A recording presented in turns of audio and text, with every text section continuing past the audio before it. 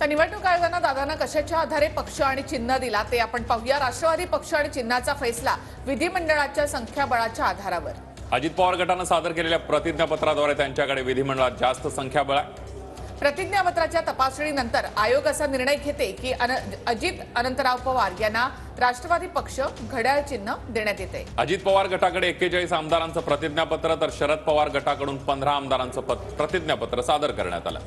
5 आमदारांनी अजित पवार आणि शरद पवार अशा दोन्ही गटाच्या बाजूने प्रतिज्ञापत्र दिली। अजित पवार गटाला 2 खासदारांचं समर्थन प्रतिज्ञापत्र आहे तर शरद पवार गटाकडे 4 खासदारांचं प्रतिज्ञापत्र आहे। एका खासदारांना अजित पवार आणि शरद पवार अशा दोन्ही गटाच्या बाजूने प्रतिज्ञापत्र दिलं।